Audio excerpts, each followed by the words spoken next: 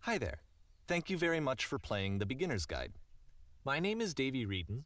I wrote the Stanley Parable, and while that game tells a pretty absurd story, today I'm going to tell you about a series of events that happened between 2008 and 2011. We're going to look at the games made by a friend of mine named Coda.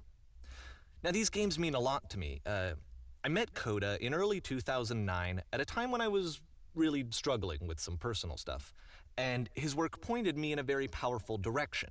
I found it to be a good reference point for the kinds of creative works that I wanted to make. So just to start you off, this is, I think, the first game he ever made. It's a level for Counter-Strike. You can walk around here, by the way. And mostly it's just Coda learning the basics of building a 3D environment.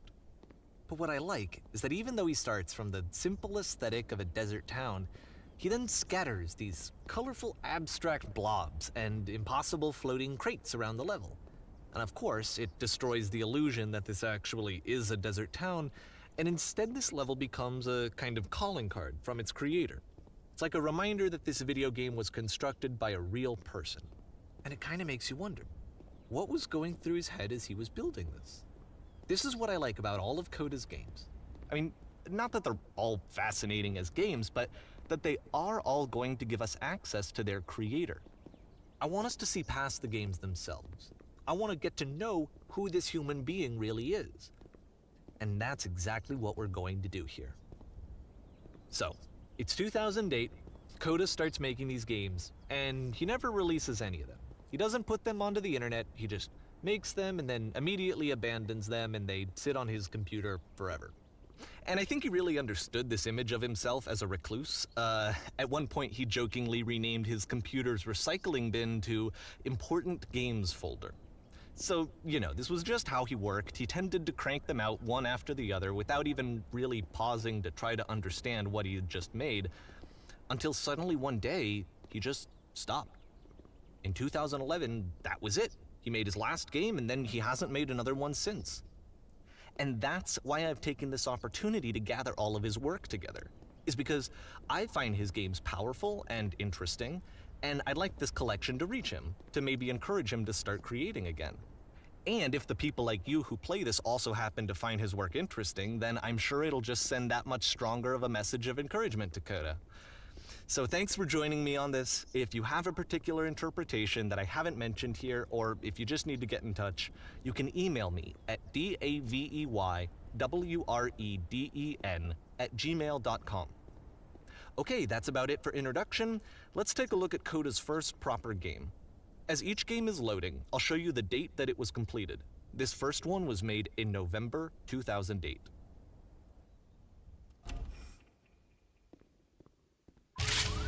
Warning. Whisper machine active. Shift destruction imminent. This game is called Escape from Whisper, and it's one of the more generic games you'll see from Coda.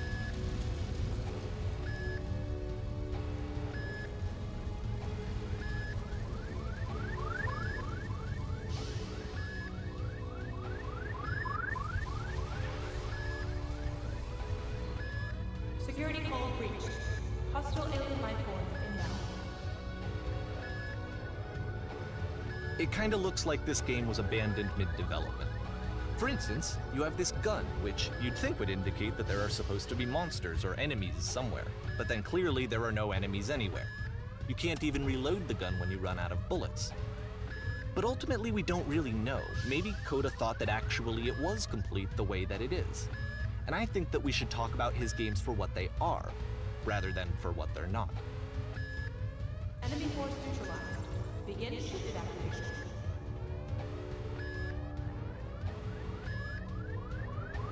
I love how you can see the bottom of the universe from this room.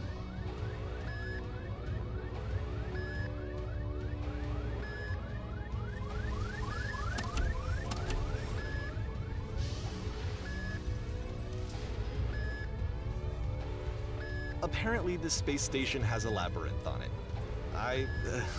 Sure, I don't know. There's really no reason for it that I've ever been able to discern, so in the interest of time, I'm just gonna skip you on past it.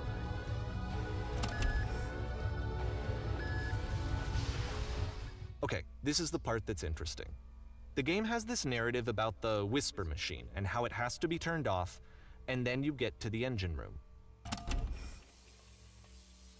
Hey, you there, in the engine room. You could save us all. That beam is powering the whisper machine. We could disrupt it by introducing a great enough heat signature. If your body could stop the beam. It's so much to ask, but for all of our lives, would you do it? Could you give yourself?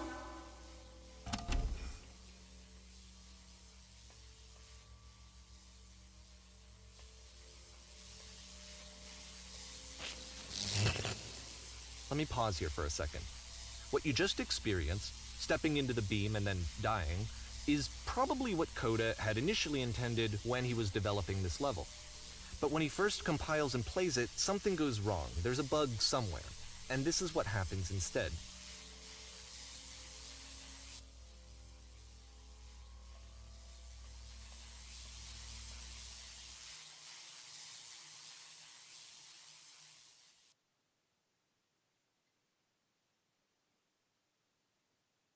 The beam causes you to start floating. And this is an important moment for him. Because yes, this is technically a glitch, but Coda identifies something human about it, like how small it makes you feel in the face of this larger chaotic system. Or this floating could be the afterlife, a peaceful place, juxtaposed against all of the hysteria that you've just had to traverse. I don't even know. I have no idea what he was thinking, but what's clear is that after making this, something lodges itself in his brain. He wants to do more of these really weird and experimental designs. So he stops work on this and moves on to a stream of tiny little games that go in all sorts of directions. Let's go ahead and take a look at the first game he made after leaving this one behind.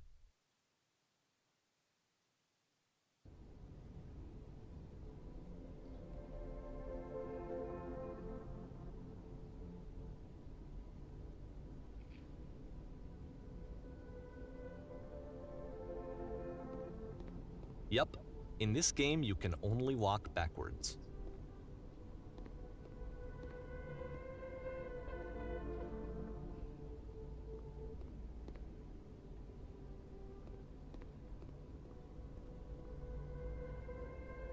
So it's a short and relatively minimalist experiment combining motion and narrative. It is less advanced than the previous game, but actually it seems to be more focused, more complete. Coda's trying to give it a unique voice rather than simply basing it on a pre-existing trope.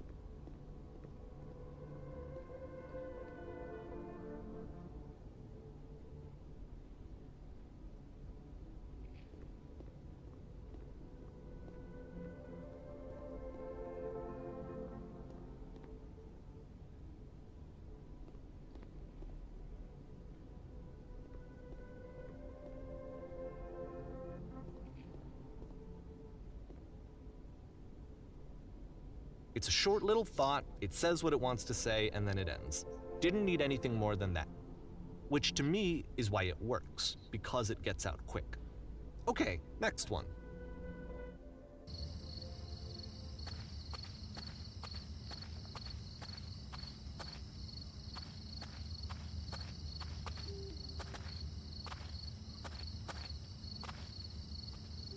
And that's it. Okay, the meaning of this game won't be clear just yet. Please be patient with me for a few more games, and I promise you'll see what makes it interesting. Oftentimes, Coda would put bizarre titles like this one at the start of his games. I wish I'd known him at the time that he was making these early games. He would really only talk to me about his work as he was making it. Once he stopped work on a game, that was it. It was dead to him. And I don't agree with that at all, but what are you gonna do?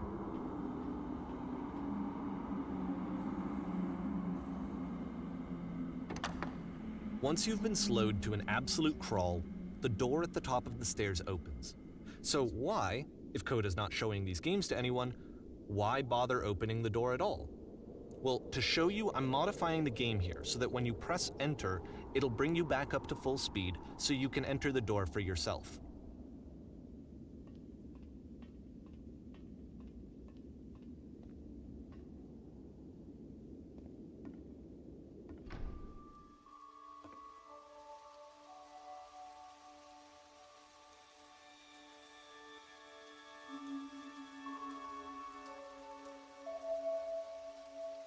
A room that's warm and nice and filled with little ideas for games.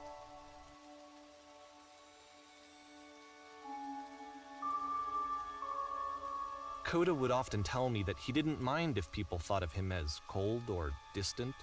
He said that he knew that he was actually a vibrant and compassionate person, but that it takes time to really see that. It can be a very slow climb to get there.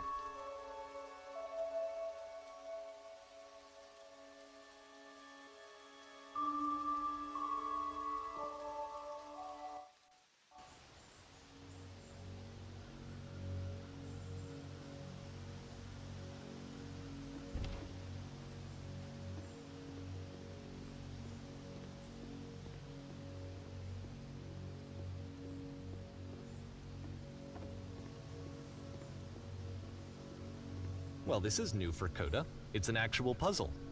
Go ahead and see if you can solve it.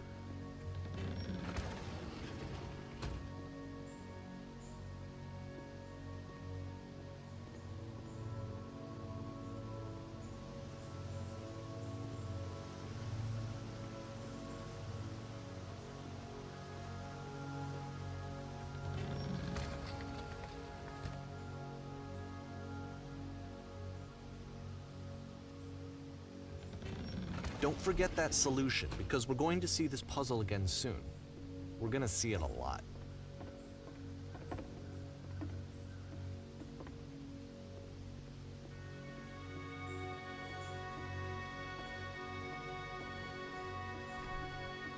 So that seems to be it, right?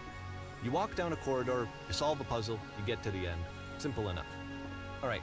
Now I'm going to modify the game again so that when you press enter, it'll remove all of the walls from this room.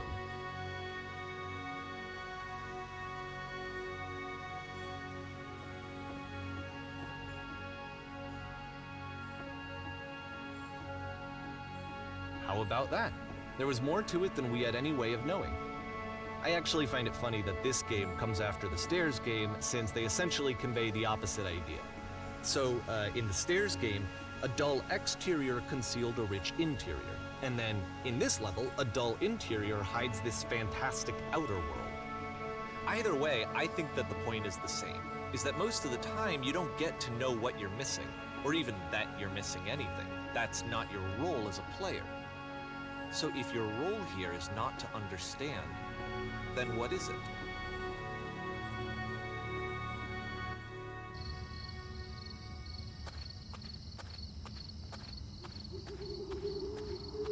Aha! So, this, combined with the entering game from earlier, tells us that Coda believes his games are connected somehow. It could even be that the stairs game and the puzzle game are literally connected in between this and the entering game. There's a bigger picture that all of his games are meant to play a role in, some larger meaning that we won't be able to grasp until we've seen all of them. And once we have, we can step back and start to understand what exactly that bigger picture is.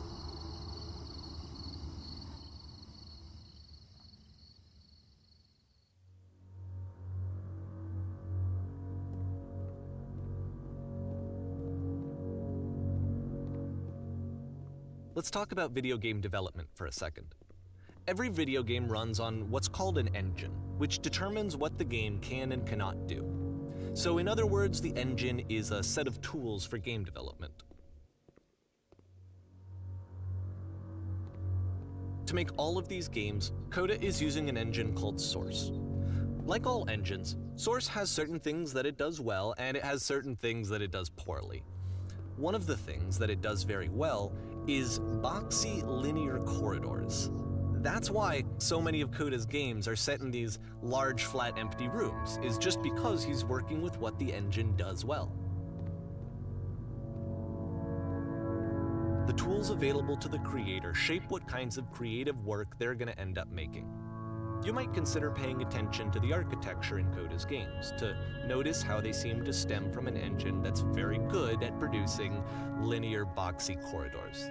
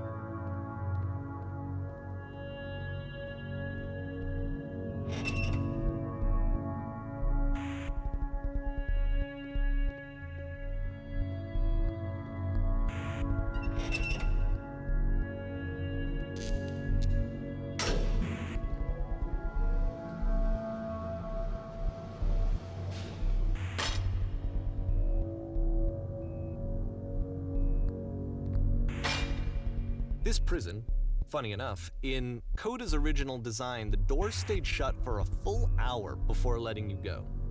If you don't mind, I think we're gonna skip that. This is something that he and I used to argue about a lot. You know, whether a game ought to actually be playable, whether it means anything if no one can get through it. And I would always defend that, you know, all this work goes into the game, why not make it playable and accessible? And so we just got into heated arguments over it, and there was one time that after one of these conversations, he went home, and a day or two later, he sent me a zip file entitled Playable Games that was full of hundreds of individual games, each of which was just an empty box that you walked around in and nothing else. Believe me, I played every single one of those just to find out if there was like a gag hidden somewhere. There wasn't.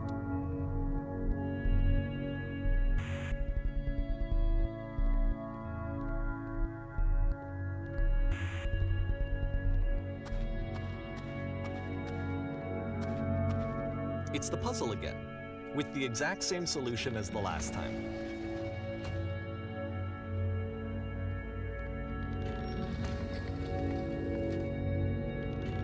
There's still no clear indication of what makes this puzzle so special that Coda is going to return to it over and over. But I promise I'll share with you my interpretation very shortly.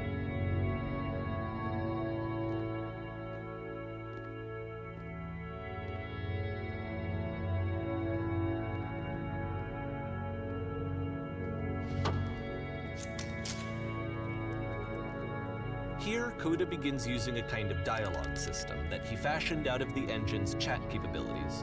Use the 1, 2, 3 buttons on your keyboard to respond.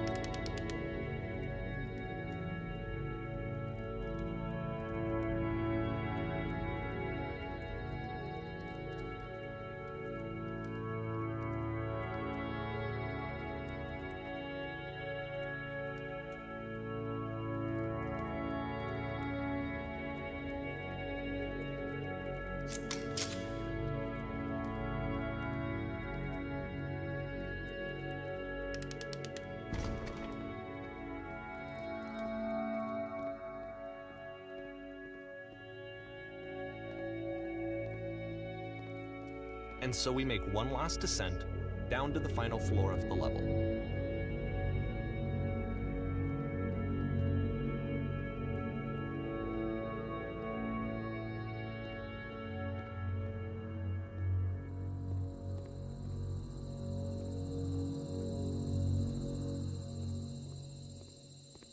It's a lamppost. Okay, I can't tell you quite why, but for some reason, Coda fixates on this lamppost. It's going to appear at the end of every single one of his games from here on out. I'll tell you what I think. I think that up to this point, he's been making really strange and abstract games with no clear purpose, and maybe you can only float around in that headspace for so long. Because now he wants something to hold on to. He wants a reference point. He wants the work to be leading to something. He wants a destination, which is what this lamppost is. It's a destination. We're going to see it in the work as well. His games are just going to become a lot more cohesive, a lot more fully developed, with more of a clear idea behind them. And as we go, that idea will get clearer and clearer and clearer.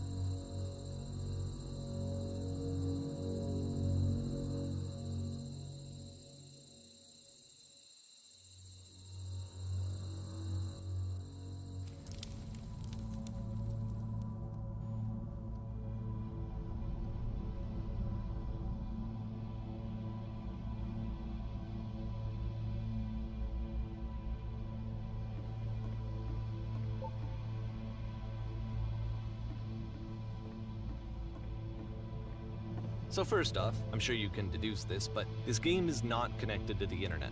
All of the notes that you're gonna see have been written by Coda. This was actually the first game of his that I ever played. This was shortly after I met him at a weekend game jam in Sacramento, where I grew up. I saw him working on this very level, and it was just so different from anything that anyone else was doing. So right away I was like, I have to be friends with this person. In retrospect, I think I was probably a bit too pushy, trying to get his attention. I was over-enthusiastic. But he was very gracious about it and very patient with me. And I cooled off eventually. Oh, feel free to skip over any of these notes if they're not doing anything for you. Nothing extra is going to happen if you read all of them. Either way, to me they convey a sense of loneliness. I see this person who's filled with thoughts and feelings and beliefs and has no way to express them except as scattered and unheard voices in a game that wasn't meant to be played.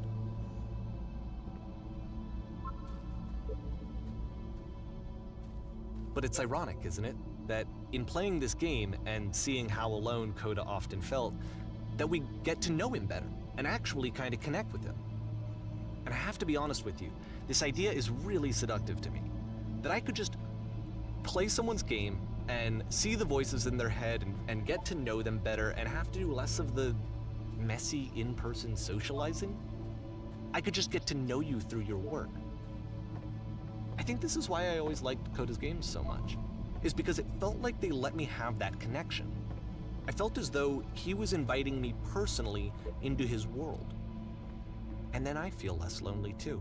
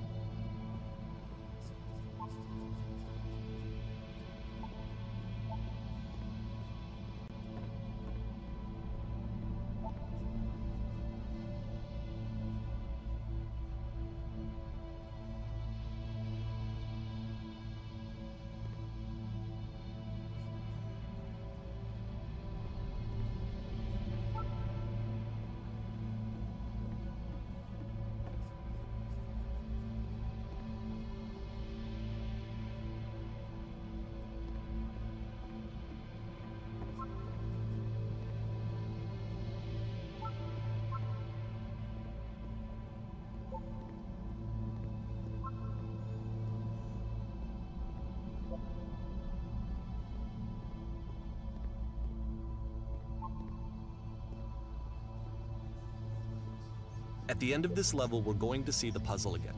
And here, I'll tell you what I think the puzzle means.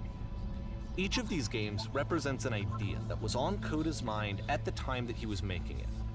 And the puzzle is a way of closing the door on a previous chapter of his life before moving on to the next one. In each of his games, after exploring a theme that, he might find difficult, Coda can then place this puzzle that he knows has a reliable solution, he understands exactly how it works, and so it gives him a simple mechanism for moving on.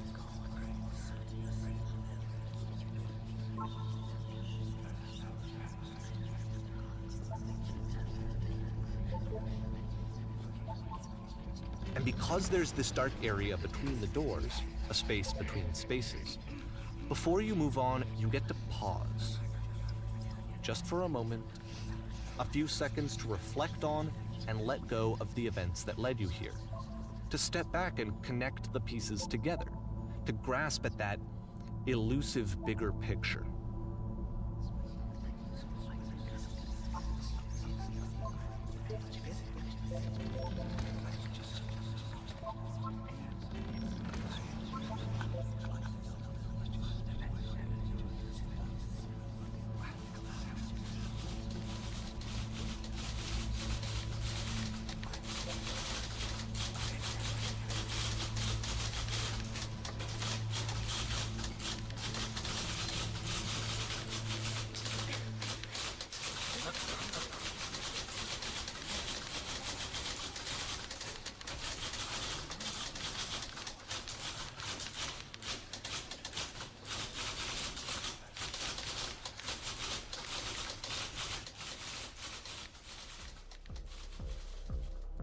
Okay, this one is tough. It's gonna kind of just spin its own wheels for a few minutes. Hang with it.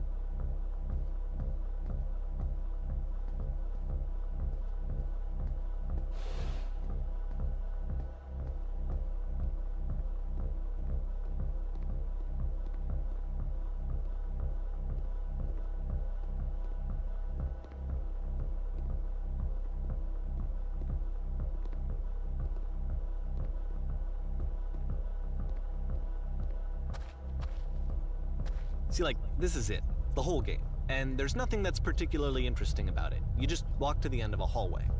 Except, for some reason, Coda gets really fixated on this prison that has all of this modern furniture.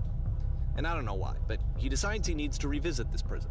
He's gonna start over, use the same assets, turn it into something else. Okay, cool, here's version 2.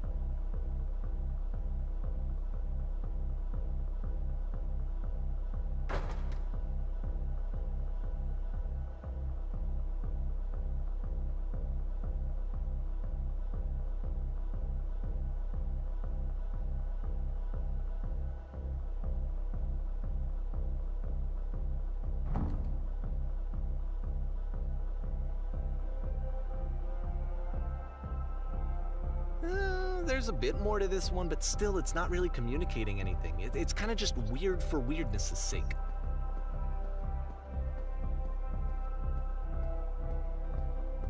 So okay, he throws it out and starts over.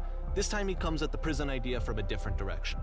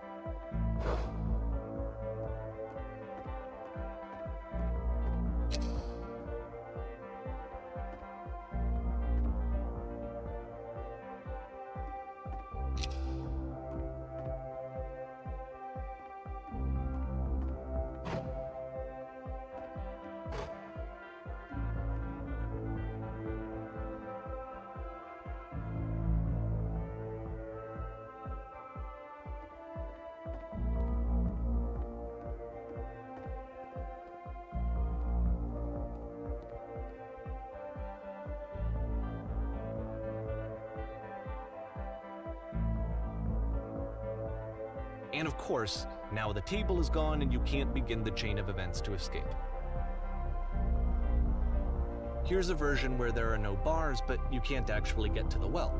And then a version where the inside of the prison is the outside and the outside is the inside.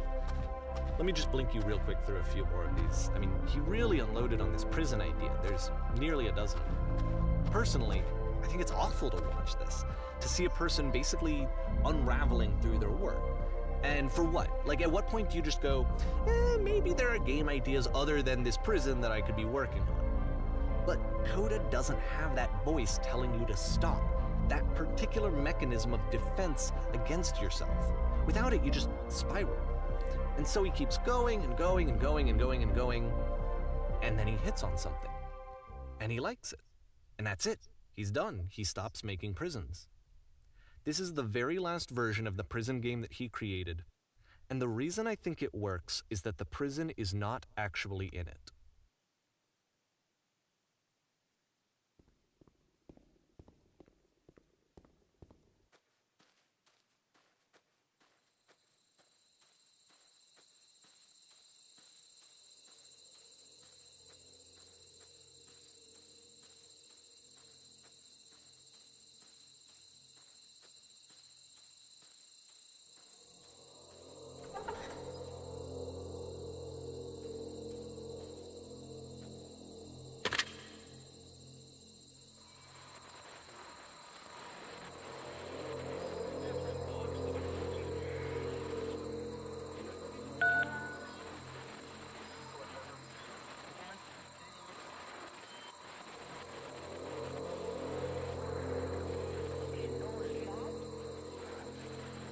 It's a conversation. And so this is what Coda wants, is to be able to talk to someone, to share what's on his mind, and to get some good advice from someone who knows. But the irony is that even in this scenario, you're still talking to yourself. You know, all of these games so far are Coda talking to himself.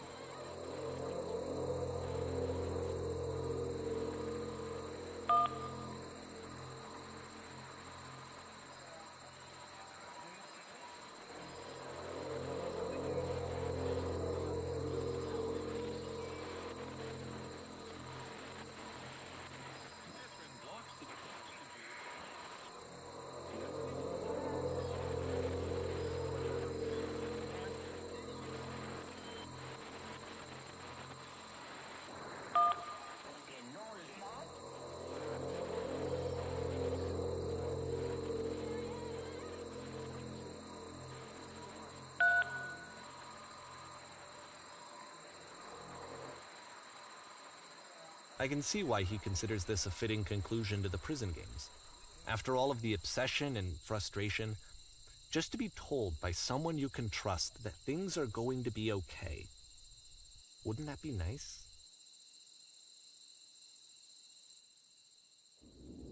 So what would it look like if Coda wanted to make a game about talking to someone other than himself?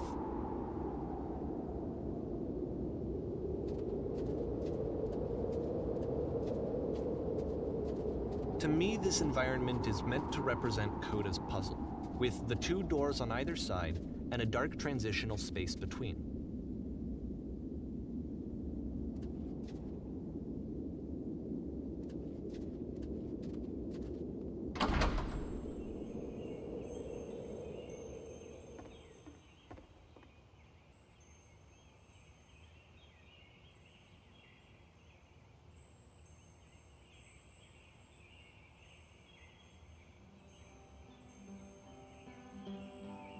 You'll notice that the quality of the art is a step up from previous games, including this new and improved chat system, which he started using from this point on. From here on out, he begins putting much more effort into the visual polish of his work, and this particular game took 2 months to create as a result.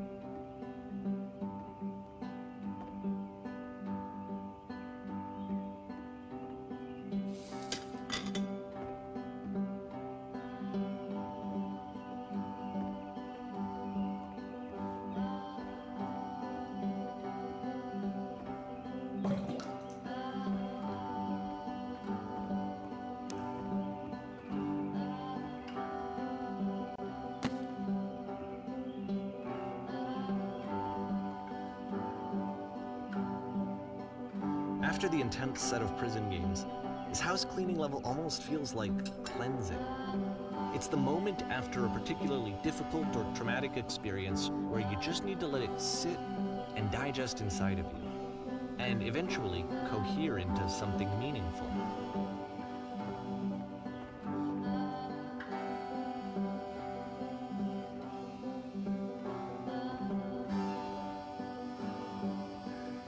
I know that Coda really liked this game. Of all of his work, actually, this was the only one that he called me up to ask me to come over and look at it. This was during a period of a few months where he was like grossly happy all the time, just walked around with a constant smile on his face.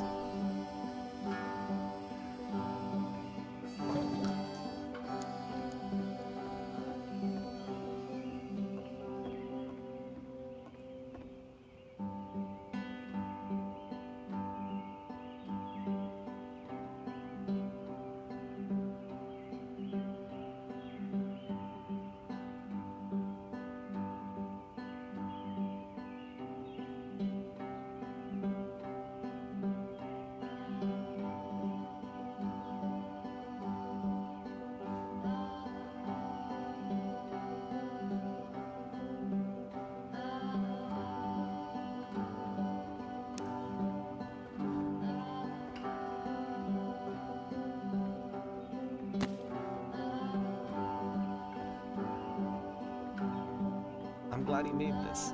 I'm glad he found some peace.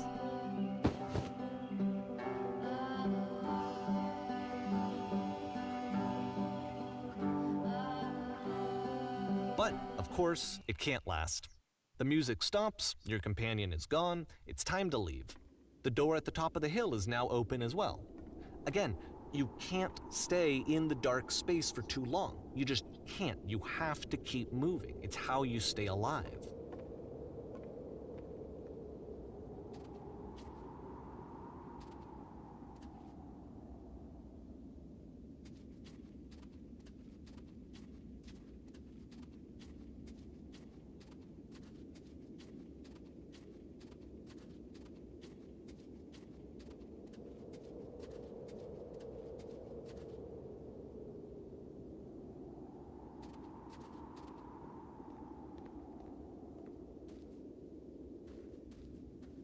Which is the whole point of the puzzle doors, right?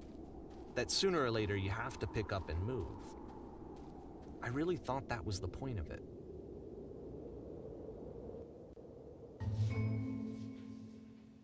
This one gets a bit goofy.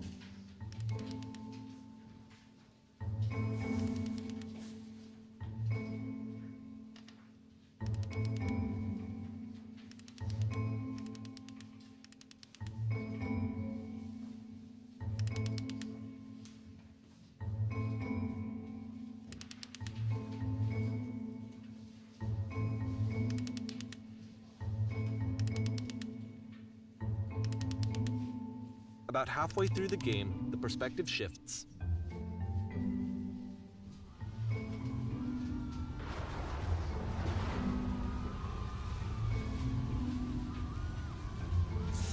And you play as the teacher. And suddenly, you discover that your teacher is just as bigoted and afraid as you are. Oh, and also you can move around the classroom now.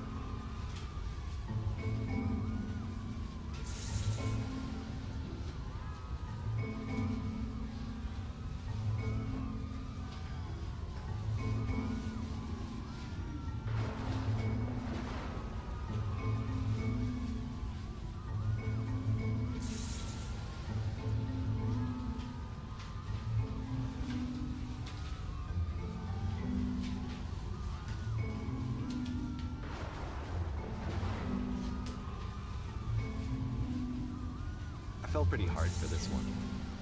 I feel like it's one of the most relatable experiences that you can have. To assume that some other person is perfect and totally fulfilled in every way, and completely miss all of the little flaws that make them painfully human. I think about this game a lot these days.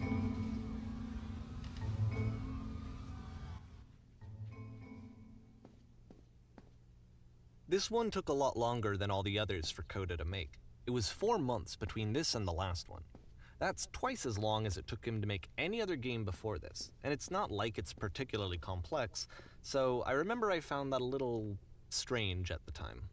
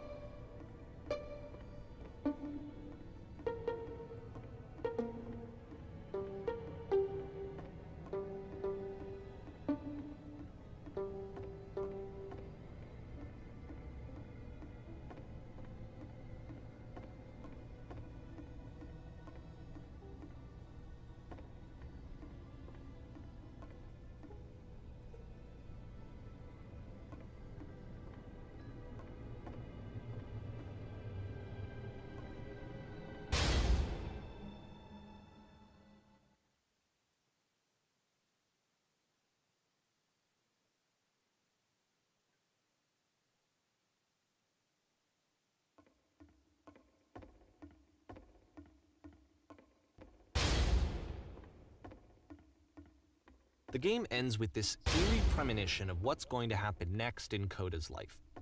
The solution to social anxiety, to fears of having to perform and having to chase success, the answer for Coda is to withdraw, to hide himself away.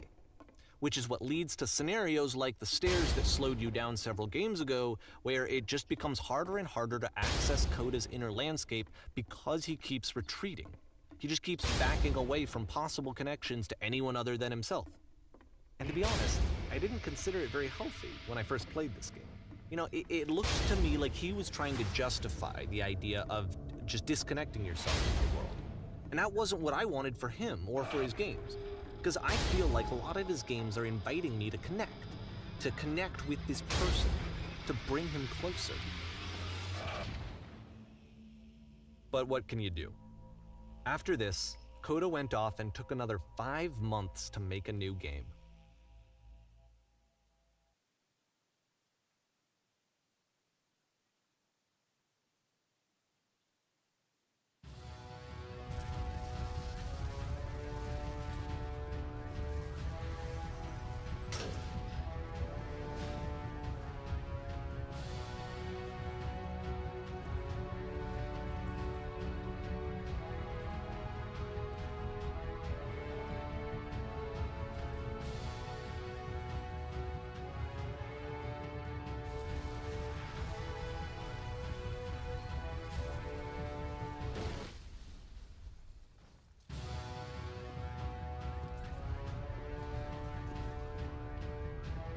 You should probably open your eyes if you haven't already. It's pretty much impossible to solve otherwise. And there is a solution, by the way.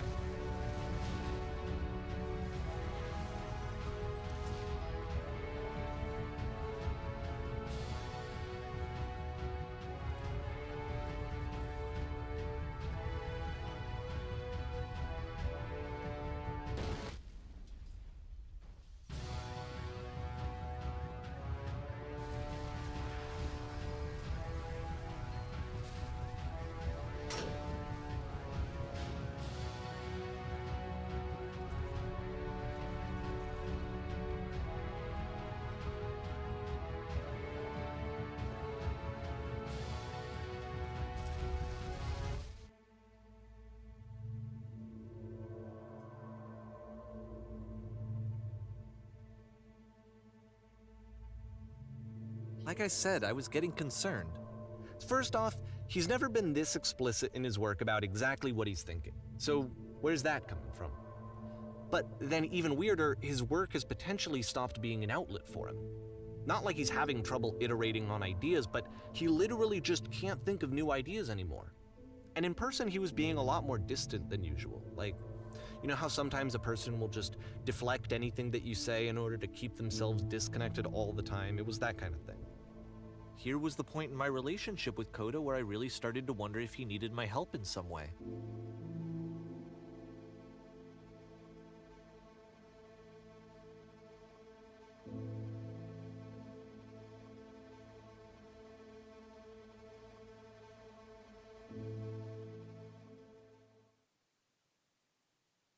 His games are going to get more desperate from here on out. After this game, it's almost 6 months before he finishes something new.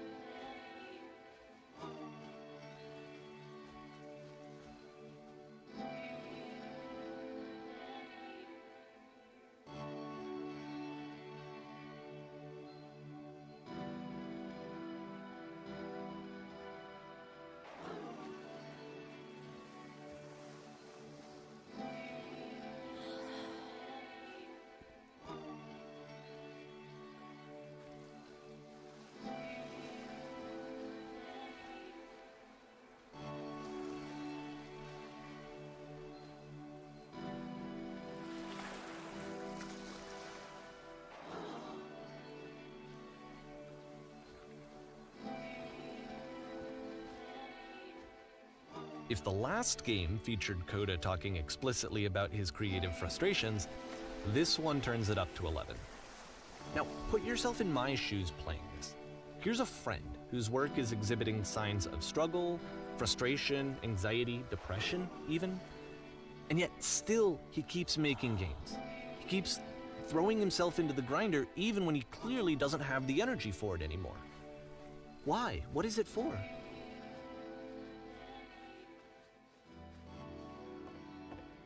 Because from my perspective at the time and just what I knew of him, this was a result of how isolated he was. He was in his own little bubble, just sitting at his computer all day, not really showing these games to anyone, not releasing them onto the internet, and so he didn't have anyone outside of himself to connect with. He had no outlet to ground himself on.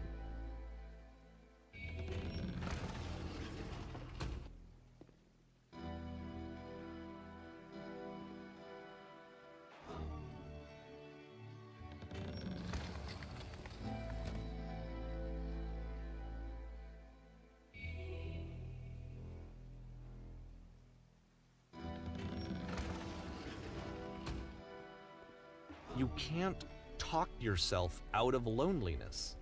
It doesn't work that way. You can't be the one writing both the questions and the answers. Then there's no movement. Then there's no circulation. If all of your anxieties are being channeled into your work, then if the work ever fails, you have no backup and you're just going to crash.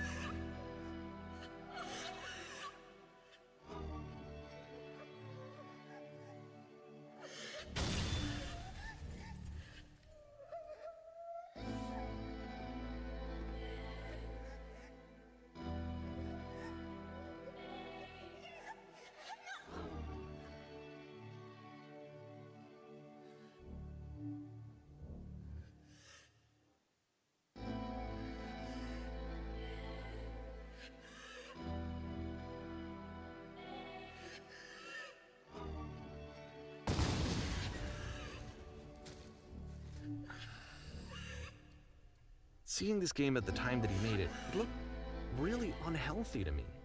I was watching him do this to himself, and I hated it. I hated seeing him so trapped. It's like, video games are not worth this amount of suffering.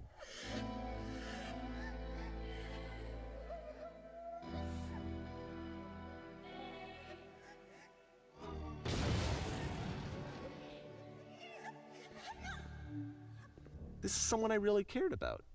And I used to get so much joy out of seeing him create. For him to suddenly become angry and frustrated like this, it was the worst thing for me.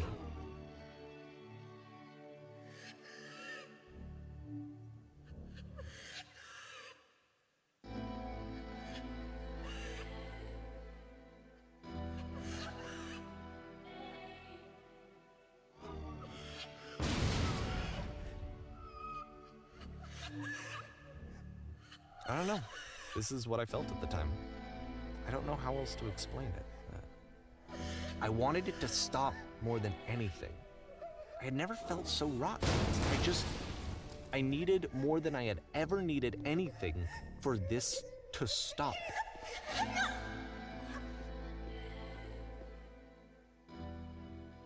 But it didn't stop. After finishing this one, Coda takes another 7 months and comes up with a new game.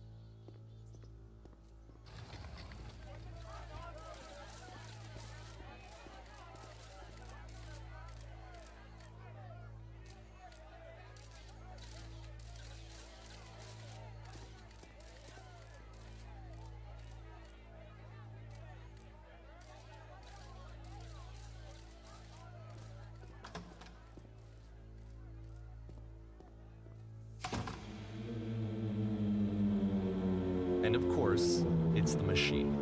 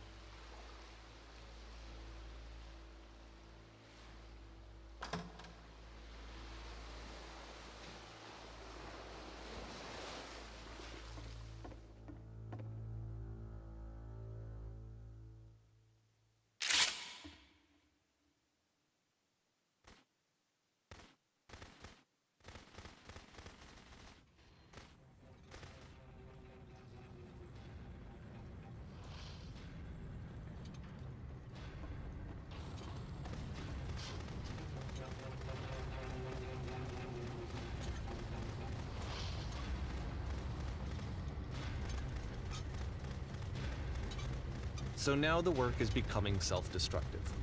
And I'll tell you, at the time that I first played this game, shortly after he made it, here's what I'm thinking to myself. I'm thinking that Code is stuck in his own head, and that it's having a very negative effect on him, and that all he needs to do is just start showing his work to people, to get some actual feedback on his games. It might get him out of isolation. And so, as I'm thinking this, I realize that I could be the one to initiate it. Because it would never occur to Coda to start actively soliciting feedback, so what if I did it for it? If he could see the difference it would make to have more actual conversations with other human beings, would that bring him out of his mental spiral? Would it give him confidence in himself?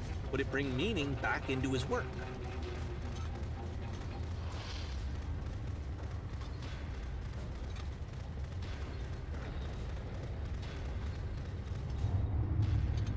So I started showing Coda's work to people. I took this one, and the islands which you just played, the theater, the notes, the house cleaning game, and some of the prison escape games. I brought them to people that I knew and trusted. I asked their opinions. And the great part is that they really loved his games. You know, the point of it all was just to give him some external reference point, but they genuinely loved his work. There was nothing for him to be afraid of.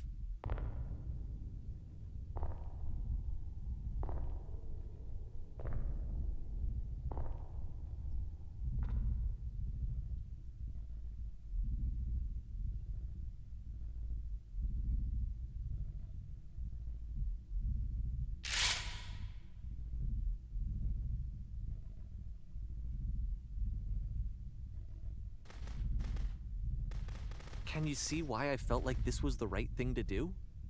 Because it's the thing that I always feel like I need, to be told that my work is good, that I am good. When someone really connects with a thing that I've made, when they see themselves purely in my work, there's nothing that feels better. And I got to give that very same feeling to my friend. I did something, I really felt like I'd done something good, like I was a good person. I felt like there was a friend who was in trouble and was unhappy and maybe didn't like themselves, and I could fix it. If I could give him this gift, maybe I could fix the problem. When they told me how much they enjoyed his games, it was the best feeling. It was the absolute best feeling. It made me feel so happy, so beautifully, beautifully happy.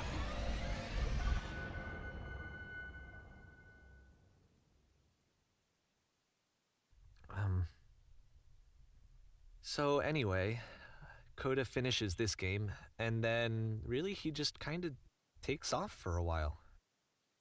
So this is June of 2011, and I didn't hear anything from him for several weeks, I guess. And so out of nowhere, one day I get an email, and it's got a private link to a new game of Coda's. This one is called The Tower, and to my knowledge, it's the last game that Coda ever made. So let's take a look.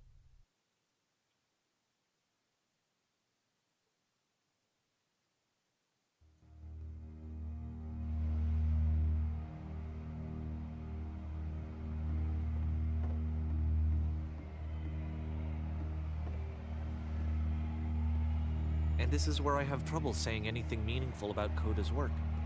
Because more than anything else, The Tower just feels distant. It feels like it's trying to distance itself from the world. It's a very cold game.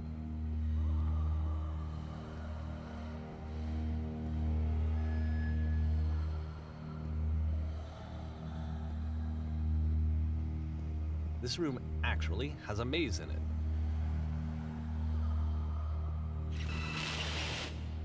Except that all the walls of the maze are invisible. And then every time you touch one of the walls, there's this awful flashing and noise, so the experience is really miserable. The game goes beyond not being meant to be played, it actually seems to despise the player for trying to play it at all. But I do want to show you the rest of the levels, so when you're ready to continue, press enter and I'll put a bridge over the maze.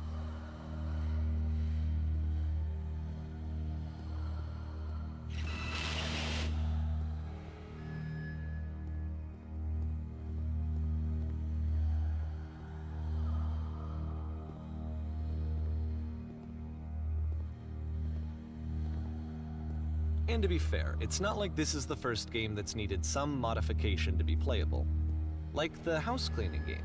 You know, that one used to actually loop the cleaning chores and you just cleaned a house forever. I had to cut it off so that you could exit the house and the game would actually end. But that game had an idea that it was actually trying to communicate.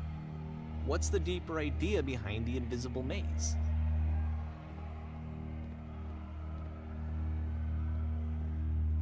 The only way past this challenge is to randomly guess the 6-digit code. Like the invisible maze, it's frustrating to me, because it's the opposite of everything else that Coda has made. It doesn't encourage thought or engagement. It doesn't ask anything of me, except a lot of my time. If I could have reached him during this time, then maybe I could have asked him, but I couldn't. I still don't really understand why this is here. I'll put the code on the ground for you here, though, so that we can move on.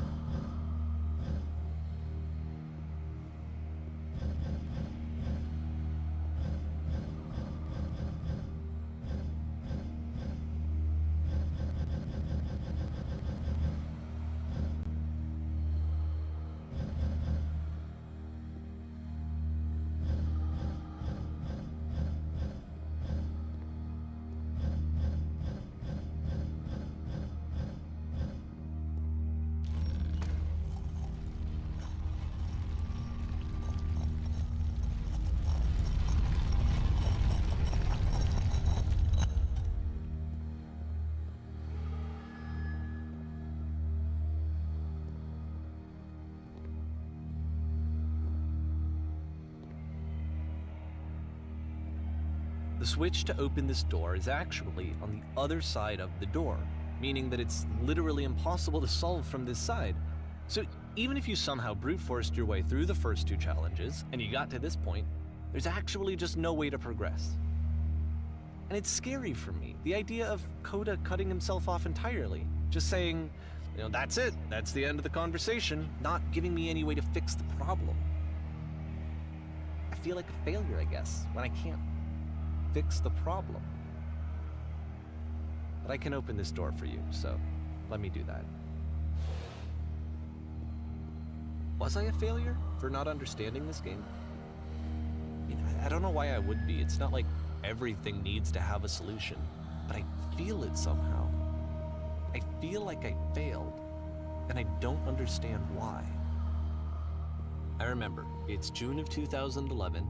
I'm playing this for the very first time, and as I'm playing, I'm thinking to myself, I don't know this person. I have no idea who this person is. It wasn't the guy I knew, it wasn't my friend. I had come to so many conclusions from looking at all of his work up to this point, and then suddenly none of them... I had been trying to, though. That was the thing. For years I was trying to get to know him, to understand who he actually was and what he stood for. I asked him so many times to please just tell me what his games mean to him. I asked him please to tell me what the 3 dots mean. And he wouldn't.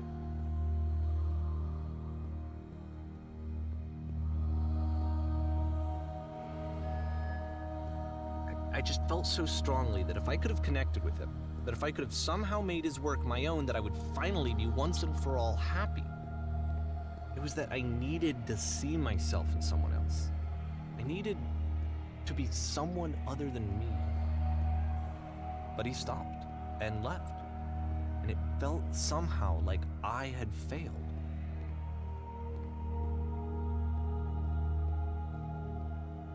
Where did I screw up?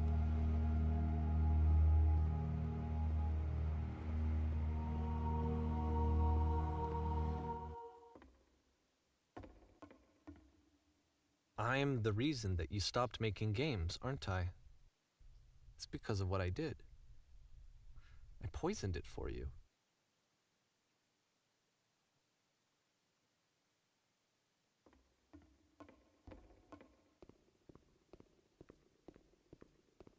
I don't think I ever told you this, but when I took your work and I was showing it to people, it actually felt... it felt as though I were responsible for something important and valuable. And the people who played them, they treated me like I was important. They really listened and cared about what I had to say. Even though I was showing your work, I felt good about myself. Finally. For a moment, while I had that, I liked myself.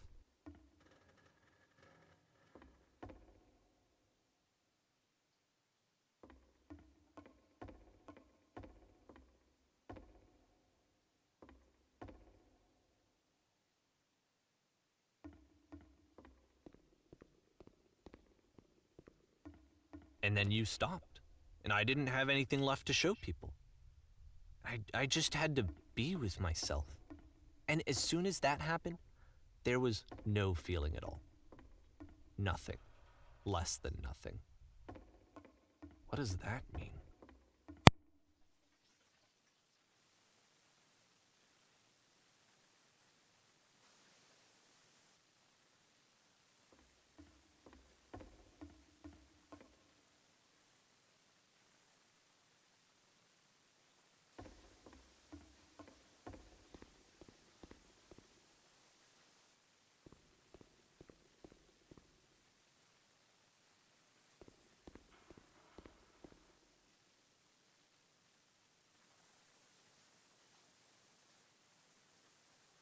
I'm afraid that I did something really stupid because I don't like myself.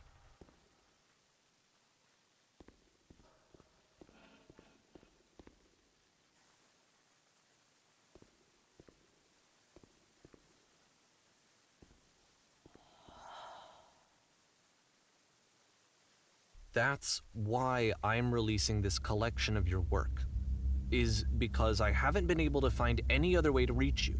I've tried everything. And so a part of me has hope that if I put this compilation out into the world, and if I put my name on it, that maybe enough people will play it so that it'll find its way to you, so that I can tell you that I'm sorry. I know I screwed up. If I apologize to you truly and deeply, will you start making games again? Please, I need to feel okay with myself again. And I always felt okay as long as I had your work to see myself in. I mean, is something wrong with me?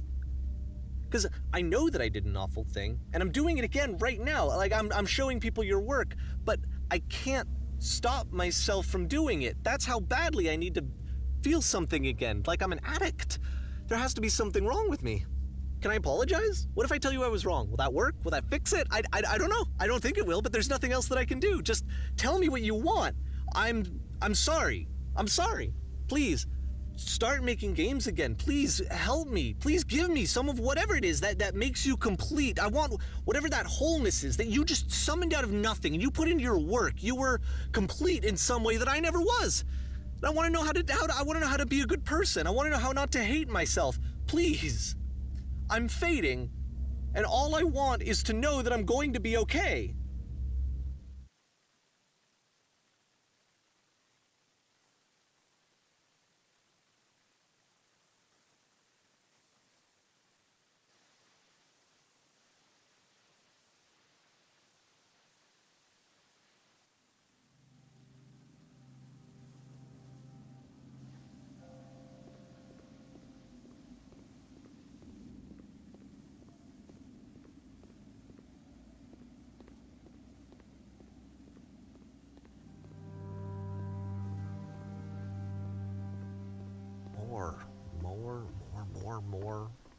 More love, more praise, more people telling me that I'm good.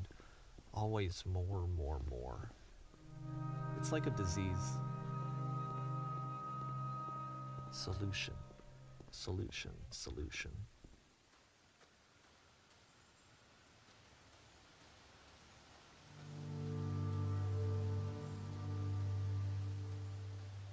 I guess if someone had told me ahead of time that he just really enjoyed making prison games, maybe I wouldn't have thought he was so desperate.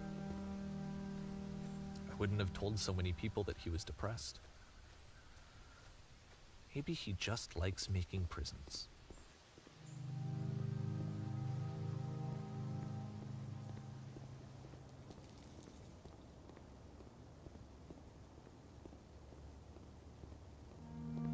Even now, the disease is telling me to stop.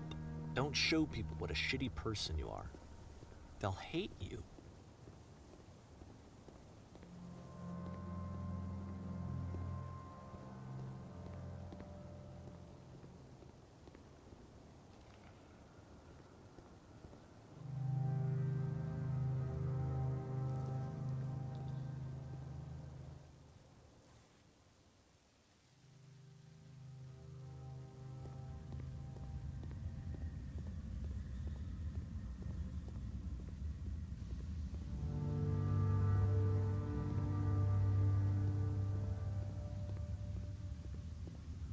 If I knew that my life depended on finding something to be driven by other than validation, what would that even be? It's strange, but the thought of not being driven by external validation is unthinkable. Like, I actually cannot conceive of what that would be like.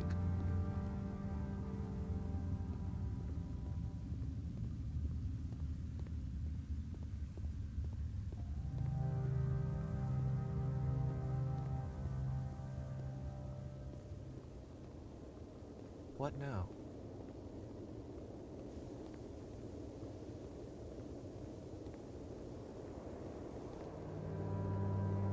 I think I need to go. And I'm sorry, because I know that I said that I would be here and I would walk you through this, but I'm starting to feel like I have a lot of work to do. I have a lot that I need to make up for. And so I'm just gonna Okay.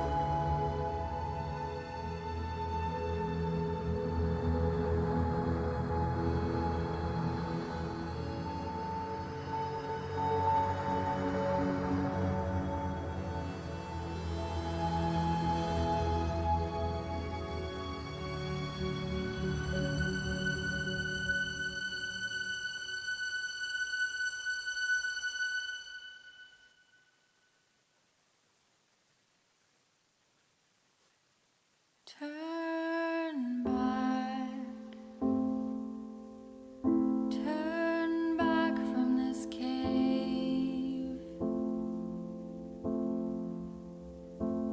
You said